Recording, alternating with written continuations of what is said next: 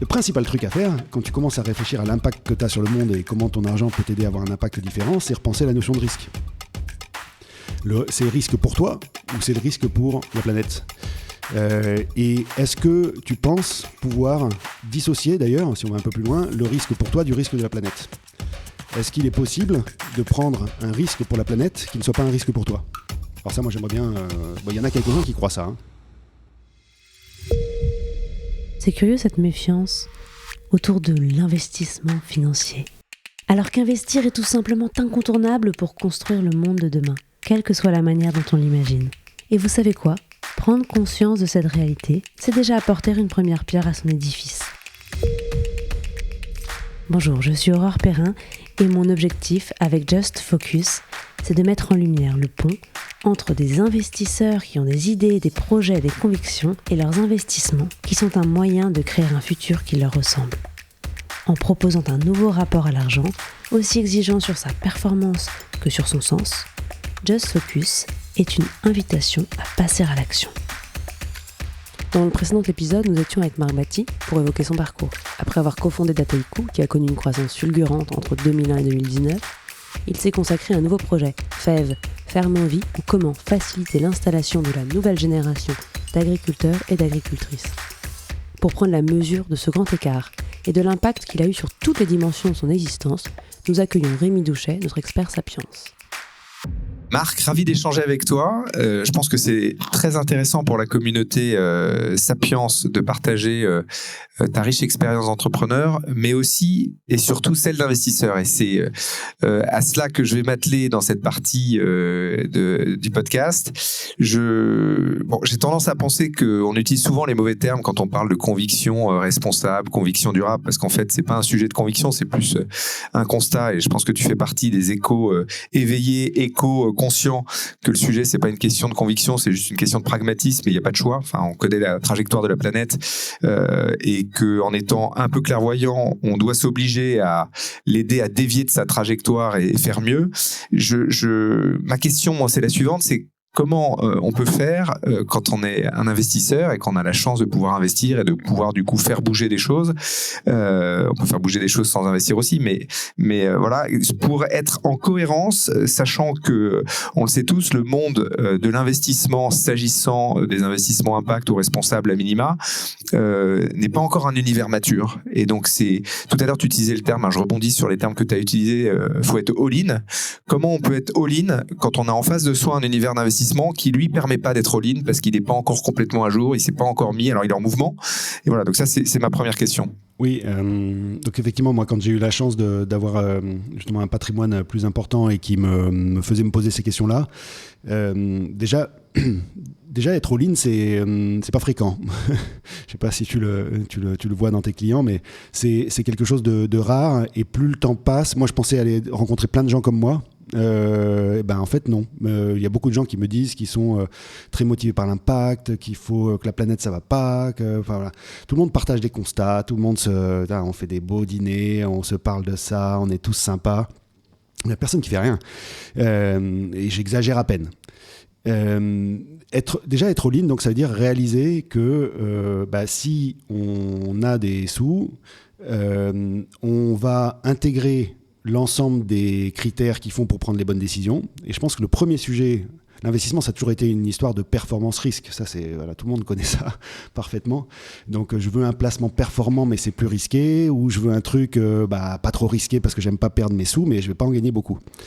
Et ce truc-là, il nous gangrène au moins autant que la notion de PIB dans nos économies. C'est ce rapport-là qui est sur une dimension.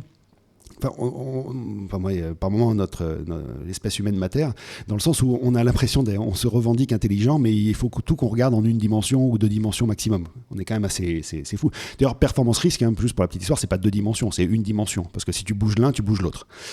Donc c'est 1 degré de liberté. Et donc voilà. Et donc le principal truc à faire, quand tu commences à réfléchir à l'impact que tu as sur le monde et comment ton argent peut t'aider à avoir un impact différent, c'est repenser à la notion de risque. C'est risque pour toi ou c'est le risque pour la planète.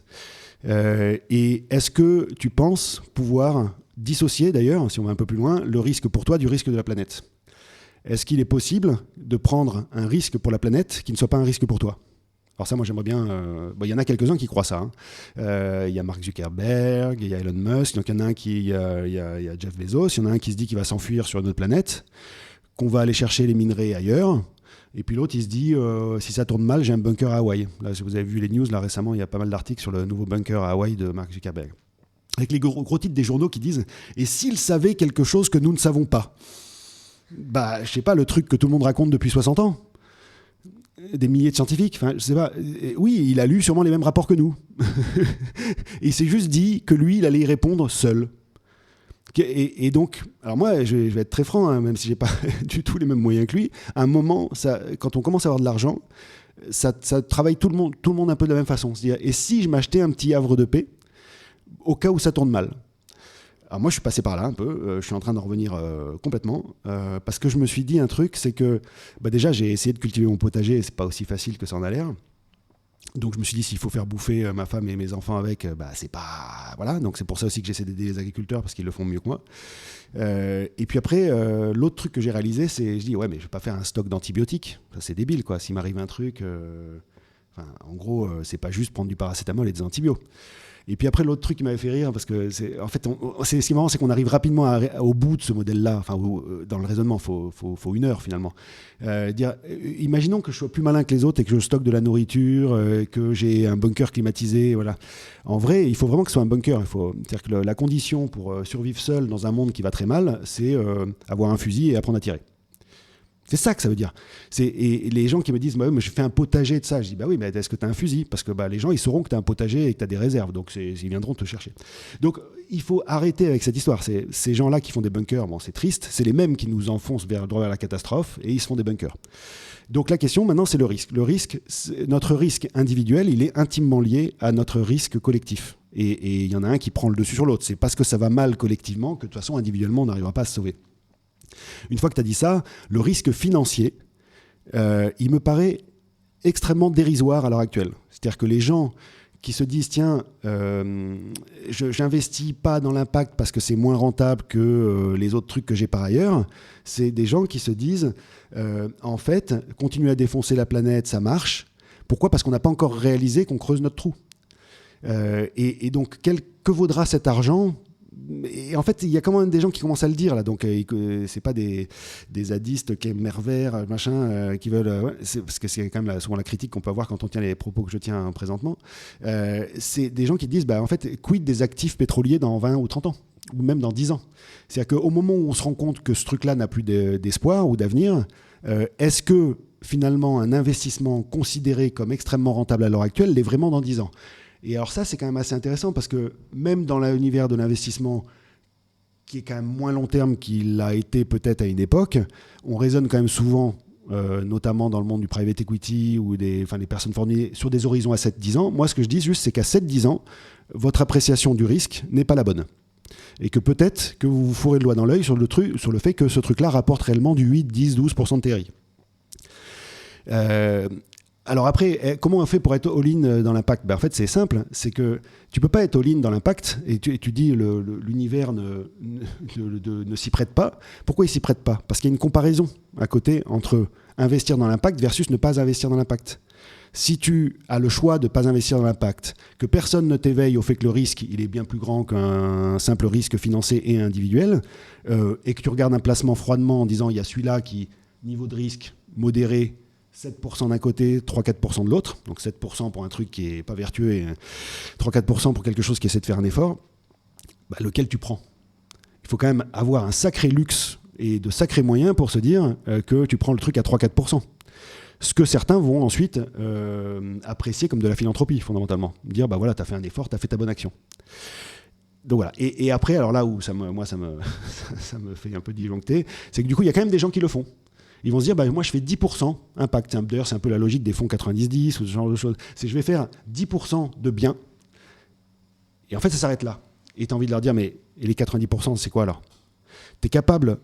Et moi, je trouve que si je tolère que les gens soient mal, d'une certaine manière, informés et du mal à comprendre ça, parce que moi je suis passé par là et on est quand même très nombreux à être passés par là il y a quelques années à peine, le truc que j'ai le plus de mal à accepter, c'est les gens qui ont les moyens, fondamentalement, qui se posent ces questions-là, se revendique faire l'impact et arrive à se dire on fait de l'impact en faisant un pas en avant, 10 pas en arrière. Si tu as compris, tu peux pas faire ça. C'est pas possible parce que tu peux pas dire je creuse mon trou 10 fois et je remets une petite pelle une fois. C'est pas possible. Voilà. Et ça, c'est ce que je côtoie moi à peu près tous les jours dans mon univers. Et Marc, ce que je trouve très intéressant dans ce que tu dis, c'est que finalement, quand il faut prendre ces décisions d'investissement, il faudra ajouter un critère clairement extra-financier et que finalement, c'est une perf ajustée du risque climatique, un peu comme on parle du PIB de extra-financier et du bonheur, enfin de l'indice du bonheur et pas l'indice juste de la croissance. C'est que finalement, un peu comme, c'est une histoire de miroir aux alouettes, c'est-à-dire qu'on a l'impression qu'on fait une bonne affaire en ayant un bon rendement, mais en fait, ce rendement, il va peut-être continuer, mais en fait, le remboursement du capital qui sera investi sera zéro parce que l'actif n'existera plus le jour où la planète cessera où l'actif cessera d'exister, comme le pétrole ou les matières qui vont disparaître un jour. Et donc, est-ce qu'il ne faudrait pas, et moi je trouve que c'est très intéressant comme sujet, finalement, faire comme certains font, des calculs, nous, nos clients chez Ivesta, on fait ça aussi, mais une performance ajustée du risque, mais là, une performance ajustée du risque extra-financier, climatique, et du coup, faire un calcul mathématique très pragmatique pour que l'investisseur se rende compte qu'en fait, peut-être qu'il fait 7%, mais 7% fois 0 demain, il vaut mieux faire 3% fois 100 pendant 30 ans, quoi. C'est oui, c'est exactement ça. 2, pour moi, c'est une notion effectivement de risque ajusté, mais ça voudrait juste être clairvoyant sur ce que veut dire le risque, parce que fondamentalement, il n'y a toujours qu'un critère, c'est le risque. C'est le risque. Et derrière, la question, c'est combien de points de TRI vaut l'habitabilité de la planète. Et ça, en fait, tu n'as pas besoin de faire le calcul. C'est ça qui est absurde. C'est que moi, je parle, pour être politiquement correct, de dépréciation des actifs pétroliers à horizon 10 ou 15 ans ou 20 ans. Ça, c'est pour parler le même langage que tout le monde, mais la question, elle n'est pas là. La question, elle est, même si ce placement, c'est zéro, si tu commences à mettre n'importe quel pouillème de TRI, pas pouillème justement, mais de pourcentage de TRI sur l'habitabilité de la planète, tous tes placements dégueulasses, ils vont être à moins 1000% de TRI. Et en fait, c'est ça qu'il faut arriver à réaliser. On n'est pas en train d'ajuster une performance de 7 à 3. Donc de toute façon, il va falloir arrêter d'investir dans les trucs qui creusent notre trou. Tous les trucs qui ouvertement ne vont pas dans la bonne direction, on ne peut pas continuer d'investir là-dedans. Donc effectivement, c'est dur de considérer que on peut être all-in dans l'impact à partir du moment où il y a plein de trucs qui ne sont pas vertueux à côté. Mais fondamentalement, ce que ça invite à faire, c'est de repenser, c'est un peu le truc qui moi m'anime en ce moment, c'est la notion de business utile, voire plutôt essentiel. Alors c'est quoi essentiel ? Essentiel, c'est manger. Utile, ça peut être quand même d'avoir des loisirs, ou de faire de la musique, ou de l'art, ou de lire, ou de s'éduquer. Évidemment, c'est à la fin, tu peux survivre sans faire tout ça, mais fondamentalement, tu es sur des niveaux très très bas de l'échelle des besoins. Demain, pour moi, tout ce qui n'est pas de cet ordre-là, utile ou essentiel, fondamentalement, ça n'a pas de raison d'exister. Parce que ça peut être aussi décarboné que tu veux. Tu vas pas faire de la pub décarbonée, tu vas pas faire du voilier de luxe décarboné, tu vas pas faire du... Ça n'a pas de sens parce que déjà, décarboné, en vrai, c'est jamais décarboné, c'est t'aimer du carbone et puis t'essaies de compenser par certains artifices comptables. Mais donc, pour ne pas émettre du carbone, et surtout, parce qu'on parle souvent du carbone, et c'est le plus simple peut-être pour tout le monde de comprendre, mais fondamentalement, tu as toutes les autres limites qui sont compliquées, d'exploitation des minerais, de pollution atmosphérique, de perturbateurs endocriniens, de plastique, de machin, le tableau, il est quand même pas rose. Donc voilà, tu es obligé de juste te poser la question de dans quoi on veut investir. Et effectivement, je te rejoins... moi, j'ai rêverais de tomber sur des fonds ou des gens qui me disent j'ai réfléchi, là, je ne l'ai pas fait en regardant des boîtes qui avaient des trajectoires de décarbonation, parce que ça, c'est un peu ce qu'on trouve dans l'univers de l'impact, et j'avoue que moi, je suis obligé de faire un peu ça parce qu'il n'y a pas toujours beaucoup mieux. Moi, j'aimerais qu'on me dise je t'ai fait un portefeuille, c'est que des boîtes qui sont utiles pour le monde de 2050. Dans lequel je pense que Fèvre rentre, et puis il y a évidemment d'autres boîtes qui rentrent. Il faut manger, il faut se soigner. Moi, je ne suis pas anti-innovation, je pense qu'il va falloir qu'on innove aussi dans la santé. On va avoir quand même un certain nombre de problèmes de santé publique sur lesquels il va falloir qu'on soit plus malin qu'en 1950, c'est sûr. Donc il y a de la place pour de l'innovation, mais dans des secteurs très très ciblés et pour des choses qui sont utiles. Il y a d'autres endroits où je pense qu'on pourrait... J'ai vu un article édifiant hier, c'était le mec qui s'est dit qu'il allait faire des glaçons de luxe pour les Émirats arabes. Donc il va aller... Il profite, non, il fait de la... il fait un truc propre, hein, c'est quand même, il y a la banquise qu'ils font, il va récupérer des trucs de très grande qualité parce que c'est de la glace qui s'est formée il y a 100 000 ans, et puis il va l'acheminer. Alors pour l'instant, c'est pas complètement propre, tu comprends, parce qu'il y a un peu de carbone qui est mis quand même dans le transport pour aller le transporter dans les pays où il fait 50 degrés, mais il va le décarboner, ça. Ça, c'est une start-up. Tu dis, mais what the fuck, quoi. C'est pas possible. Et ce que je trouve intéressant dans ce que tu dis, c'est que finalement, tu parles d'utilité, d'utilitarisme, mais finalement, c'est presque darwinien. C'est-à-dire qu'en fait, si on ne s'attache pas à investir là où c'est utile, finalement, dans 20 ans, dans 30 ans, dans 40 ans, dans 100 ans, de toute façon, il n'y a plus de planète. Donc, le vrai sujet, c'est d'être très pragmatique, et c'est ce que j'aime bien dans tes posts qu'on peut lire sur LinkedIn, c'est que c'est une question. Enfin, c'est pas d'être un Khmer vert, c'est d'être extrêmement clairvoyant sur le fait qu'en fait, on n'a juste pas le choix. En fait, il peut y avoir des gens qui sont opportunistes dans le fait d'investir dans ce qui est responsable ou ce qui a impact, parce que probablement que comme on n'a pas le choix, finalement on fera de la belle performance, mais c'est surtout juste qu'on n'a pas le choix. C'est en dehors d'être opportuniste ou d'avoir une conviction, c'est juste que l'univers de l'investissement doit se mettre au diapason et au rythme de ce que la planète permet la trajectoire qu'elle sera en capacité d'accueillir. Moi, j'avais une autre question. Tu parlais tout à l'heure tu crois pas à la dictature verte, mais moi, je pense que c'est quand même aussi important aujourd'hui, c'est que l'univers de l'investissement, il est extrêmement large. Est-ce qu'il y a des domaines d'investissement, alors tu l'as un peu évoqué, donc je vais pas te refaire revenir là-dessus, mais est-ce qu'il y a des domaines d'investissement qui devraient plus exister? Est-ce qu'il y a des réglementations, des régulations qui devraient intervenir pour éviter, parce que comme on a compris, la prise de conscience, elle prend du temps, il y a encore une bonne dose d'individualisme chez les investisseurs. Est-ce qu'il faudrait réguler plus fortement pour éviter justement qu'il y ait des dérives qui entraînent en fait cette trajectoire un peu incontrôlable de la planète, du réchauffement climatique et du non-respect du projet de 2050 pour l'instant? Donc c'est réglementation, mais pas que sous l'angle de l'investissement que tu me demandes, c'est ça? Oui, en fait, c'est peut-être avec le regard de l'investissement. C'est-à-dire qu'aujourd'hui, on peut tout faire. Rien n'est plus ou moins interdit. Alors, si ce n'est qu'il y a des labels qui imposent certains fonds de ne pas investir à droite à gauche, mais on connaît la solidité des labels. Le principe du label, c'est que c'est surtout un label. Et donc, moi, je me dis, est-ce que tu penses qu'on pourrait aller plus loin dans l'entourage de cette réglementation qui est hyper light en fait aujourd'hui, s'agissant du... Oui, alors moi je maîtrise assez mal les sujets réglementaires et notamment tout ce qui arrive, la SFDR. Je pense qu'il y a une montée en puissance quand même de ces réglementations. Il y a de plus en plus de moyens d'identifier ce qui est ce qu'on appelle l'article 8, article 9, qui est des choses finalement qui sont arrivées et qui ont été popularisées un peu après que moi j'ai ces convictions. Donc je ne suis pas aussi doué sur la réglementation que sur l'intention, pour finir. Mais je pense que pour moi, c'est la notion d'utilité, parce que je dis souvent impact, parce que les gens ils parlent d'impact, impact investing et machin, donc je reprends les termes consacrés pour que les gens comprennent, mais pour moi, c'est plutôt d'utilité de ce qu'on fait. Ça renvoie, tu vois, FEF, c'est une entreprise de l'économie sociale et solidaire. Il y a un label en France qui s'appelle ESUS, entreprise solidaire d'utilité sociale. Alors ça connote très social, alors qu'il y a... des questions aussi au niveau environnemental. Donc quand tu regardes la définition, elle est élargie. Hein. C'est pas que la lutte contre les inégalités qui est évidemment nécessaire, mais c'est aussi tout ce qui concerne le développement durable. Ça, il faut savoir que ça représente 10% de l'économie en France.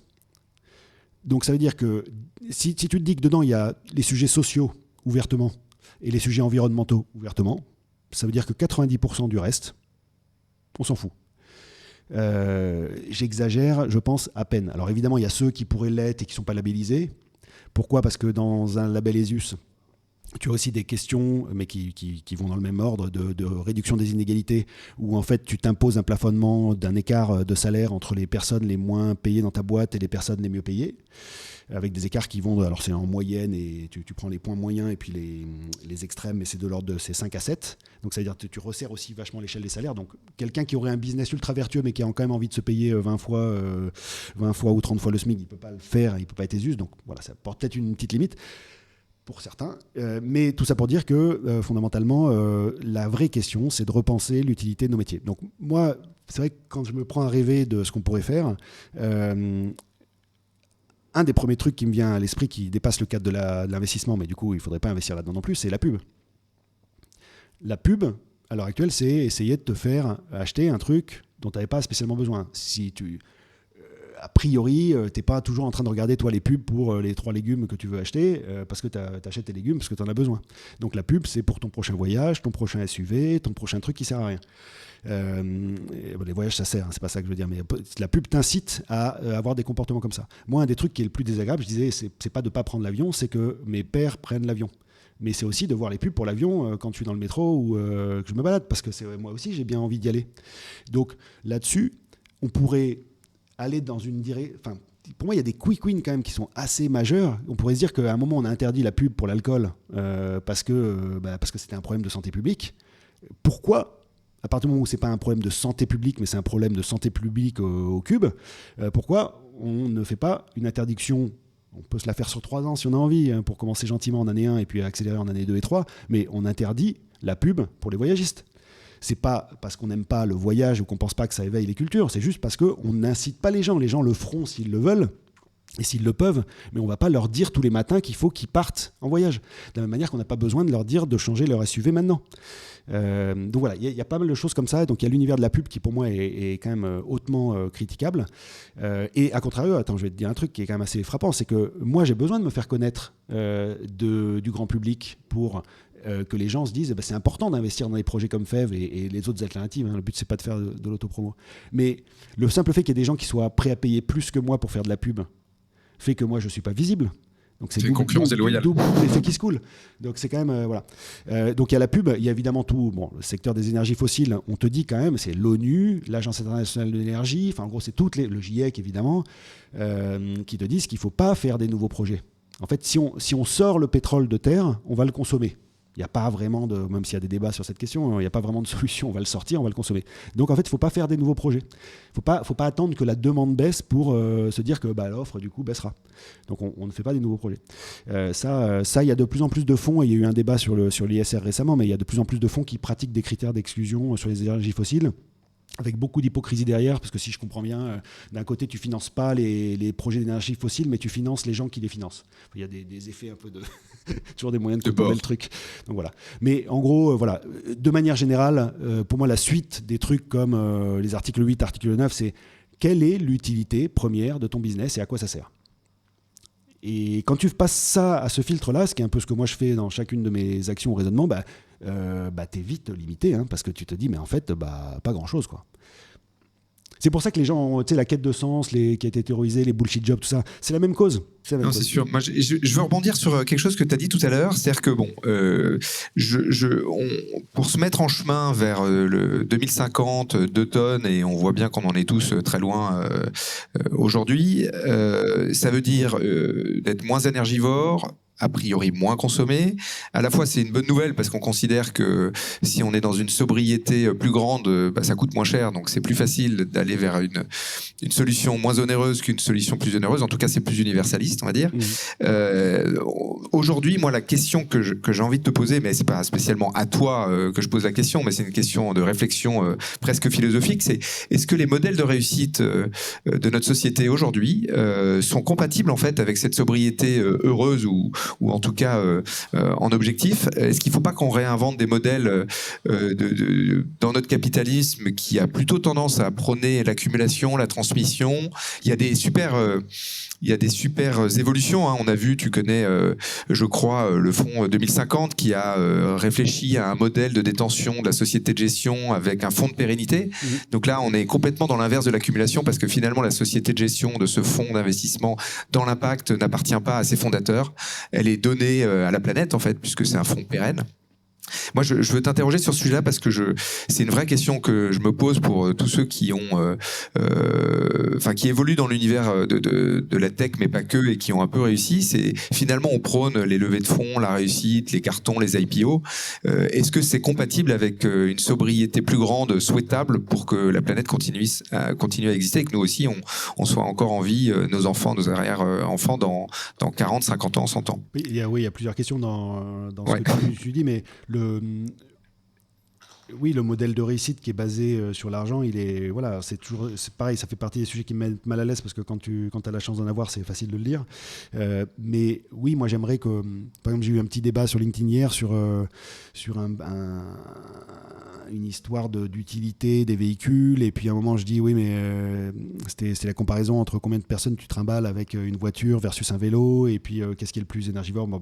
En gros, vous montrez que la plupart du temps, dans une voiture, la stat c'était 1,2 personnes par véhicule, que dans Paris tu roules je crois en moyenne à 14 km/h quand tu es en voiture, donc en fait si tu as un vélo normal ou même à assistance électrique, tu te portes mieux pour finir. Bref, tout ça pour ça. Et donc il y a quelqu'un qui me prend soi-disant en flag d'être bobo écolo, et c'est encore une réflexion, toi, de bobo écolo, de dire qu'on peut être en vélo, comment tu fais pour trimballer les gens sur 500 km, c'est ça. Et je sais plus pourquoi, je dis oui, mais en fait, avec un BMW X6 que je prends comme exemple parce que c'est une voiture complètement surdimensionnée, complètement scandaleuse à mon sens, je dis en fait tu transportes toujours au max, déjà en moyenne tu vas transporter 1,2 personnes parce qu'a priori les gens qui ont ça ils sont dans Paris et vont au boulot avec, mais surtout même si tu les transportes sur 500 km tu transportes 4 personnes, et avec mon C4 moi je transporte 5 personnes en fait, pas 4, et j'ai un plus grand coffre et je pèse 1 tonne de moins. Je consomme 2 fois moins, ça. Bon bref. Et voilà, on rentre dans un petit échange, et il me dit il faut pas être jaloux, mon bon monsieur. Et en fait, alors après tu veux pas dire, mais en fait, mais le X6 je peux l'acheter, évidemment que je peux l'acheter. Donc ça renvoie au modèle de réussite. Parce que je lui dis que X6 c'est pas une bonne idée, je suis jaloux. Et donc en fait on a un problème là-dessus, c'est que le voyage est un symbole de réussite, partir à Bali c'est un symbole de réussite, avoir une Mercedes ou BM ou autre rutilante c'est un modèle de réussite, et effectivement avoir beaucoup d'argent sur son compte en banque c'est un modèle de réussite. Je dois t'avouer qu'effectivement moi j'aimerais un jour qu'on se dise que Marc il a réussi parce qu'il a embarqué plein de citoyens dans FEV. C'est ça que j'aimerais qu'on se rappelle de moi, quoi, d'une certaine manière. Et ça, il faut qu'on arrive tous à se dire ça, quoi, parce que sinon c'est mal barré. Il y a aussi, moi il y a une question qui me taraude, que j'ai pas évoquée au début, mais il y a certains entrepreneurs, ou pas que des entrepreneurs d'ailleurs, qui disent mais moi je veux réussir énormément parce que j'aurai un levier pour faire bouger les lignes bien plus puissant. Et donc à la fin, la question que j'ai envie qu'on se pose, c'est est-ce que la fin justifie les moyens? Parce que tu peux finalement, pour accumuler, devenir plus riche, arriver à des travers qui sont complètement contre la cohérence avec des principes, une philosophie, une idéologie, juste pour plus tard être beaucoup plus force de mouvement. Alors ça c'est une grosse excuse. Moi au moins je suis content de ne pas être passé par là. Je l'ai fait de manière très différente, c'est que je m'étais dit que je voulais me mettre à l'abri et que j'aimerais un jour avoir les moyens de faire ce que je veux, et dans une posture qui m'énerve un peu quand je repense à moi d'il y a 12 ans, mais qui au moins était cohérente avec ça. Je m'étais pas dit je vais faire ça pour faire le bien après, parce qu'à l'époque j'avais pas cette connaissance ou cette conviction profonde de l'urgence, où je m'en rendais pas compte, quoi. Donc je m'étais dit juste je me mets à l'abri. Quand ça a marché, je me suis senti la responsabilité de absolument utiliser l'argent pour faire un truc bien. Donc il y a ce côté un peu Robin des Bois. Par contre, à l'heure actuelle, si je devais le refaire, je pense pas, j'espère pas, que je serais capable de me remettre dans cette dynamique consciemment, de dire je m'en fous de ce que je fais du moment que j'apporte de l'argent, parce qu'après je l'utiliserai bien. Parce que le problème, c'est que, comme on le disait, la trajectoire sur 2050, déjà 2050, tu vois, quand on était à l'école, 2050 c'était loin, maintenant ça commence à se rapprocher. Donc déjà chaque année compte, la trajectoire compte. On peut être à 2 tonnes en 2050 comme je disais tout à l'heure, mais il ne faut pas émettre d'ici là 50 tonnes par personne chaque année.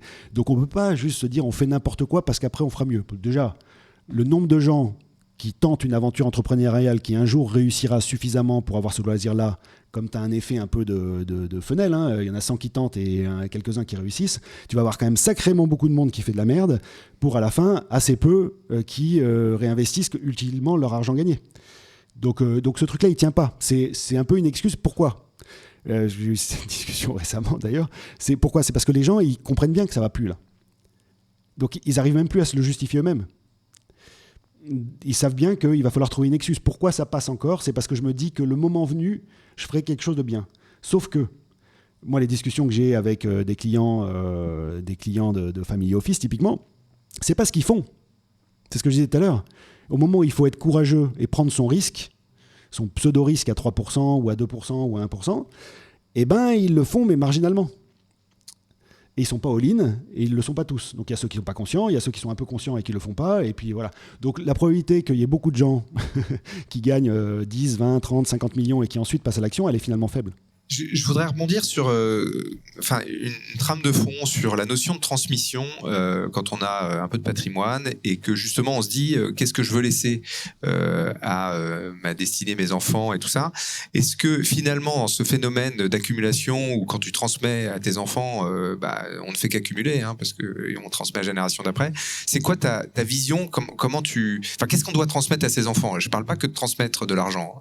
C'est quoi ce passage de témoin qu'il faut faire pour ses enfants, parce que je pense qu'il y a aussi dans le modèle de réussite, il y a cette notion de transmission qui est aussi un petit caillou dans la chaussure, parce qu'on se dit qu'il faut absolument transmettre à ses enfants ce qu'on a réussi à construire pendant sa vie, mais c'est pas toujours un cadeau, et notamment eu égard à toutes les discussions qu'on a depuis le début de ce podcast. Bah oui, en fait c'est ça, tu peux te dire, si tu raisonnes au niveau individuel, tu veux transmettre quelque chose qui permet de se prémunir et de mettre ta famille à l'abri. En fait, on a tous voulu, je pense, dans l'univers de l'investissement ou du travail ou de la réussite, le but, c'est de mettre sa famille à l'abri.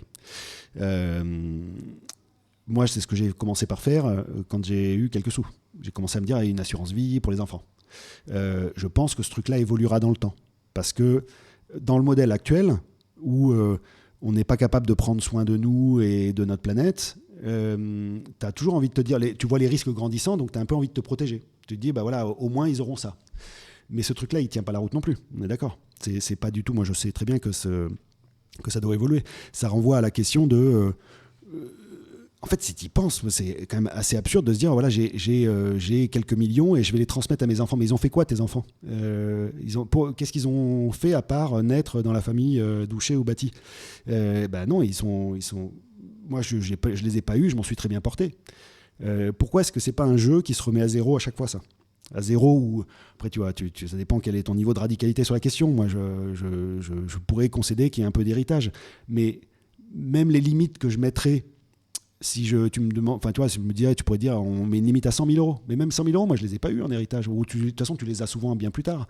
Donc la question, c'est plutôt les centaines de milliers ou les millions que tu vas donner en avance à tes enfants pour qu'ils puissent en jouir alors qu'ils ont 20, 30 ans ou 40 ans. Ça n'a aucun sens. Donc, et après, ça renvoie aussi à la question de est-ce que collectivement, on est capable de prendre soin des générations futures? Donc, si tu n'étais pas inquiet sur la vie de tes enfants et leur retraite et le fait qu'ils puissent aller à l'école et se loger décemment, tu n'aurais même pas ce réflexe en fait d'avoir l'héritage et de vouloir les mettre à l'abri. Et tu pourrais remettre ce patrimoine à zéro à chaque génération. Imagine quand même avec tout ce qui est pas prélevé en héritage à l'heure actuelle. Et on sait très bien que, enfin, je pense, ça tu me confirmeras, tu sais mieux que moi, que c'est comme dans l'imposition, les plus riches arrivent toujours à trouver les bonnes façons de faire pour finalement ne pas léguer grand-chose. Tu as des dizaines de milliards ou centaines de milliards en puissance qui pourraient financer des efforts massifs de transition de nos sociétés vers des modèles plus sobres, de réduction des inégalités, tout ça.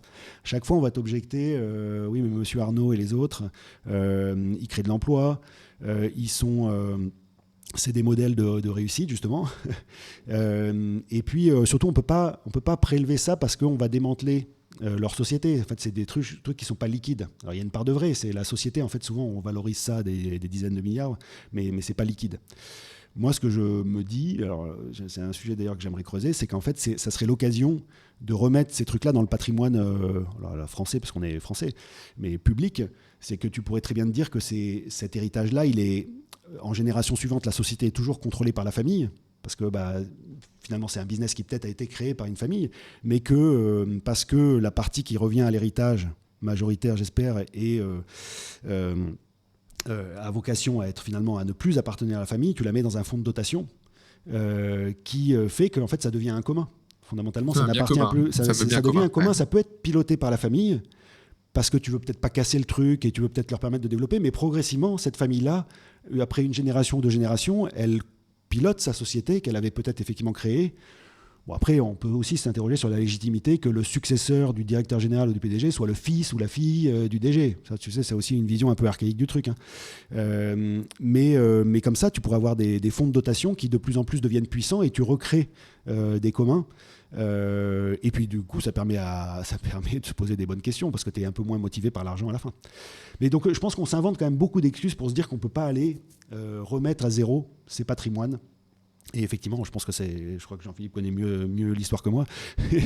C'est quelque chose qui n'est jamais vraiment arrivé dans l'histoire de nos sociétés, ce que je raconte là.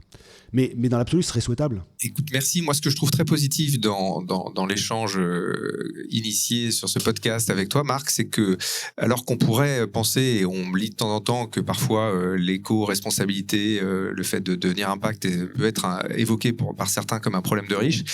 Et du coup, grand enjeu, hein, parce que si c'est un problème de riches, ça veut dire qu'il y en a peu qui l'identifient parce qu'il y a peu de monde sur la planète mécaniquement qui sont riches, et que du coup, il y a un problème de résolution, parce que s'il y en a peu qui l'identifient et peu qui ont peur, il y en a peu qui vont se battre pour éviter de tomber d'aller contre le mur, quoi.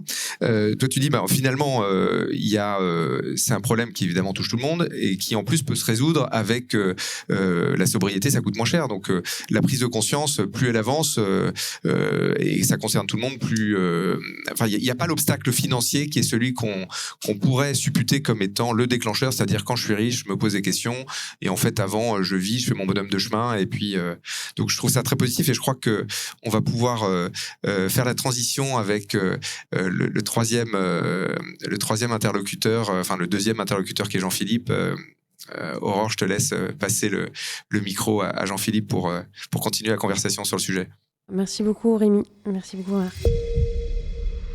Voilà, Just Focus c'est terminé pour aujourd'hui. Un grand merci à Sapiens, premier family office digital qui a rendu possible sa réalisation. Si cet épisode vous a plu et que vous souhaitez le soutenir, il existe plusieurs manières de le faire. Parlez-en autour de vous et partagez-le largement sur les réseaux sociaux. Pensez à mettre un commentaire 5 étoiles sur Apple Podcast et bien sûr, abonnez-vous pour ne pas manquer les prochains épisodes. Dans le prochain épisode, nous aurons la chance d'accueillir Jean-Philippe Descas, auteur du livre Le courage de renoncer et hôte du podcast Oser. Il est actuellement doctorant en sciences de gestion à Polytechnique. Nous évoquerons notamment avec lui sa thèse sur les transformations des organisations économiques face aux défis des limites planétaires.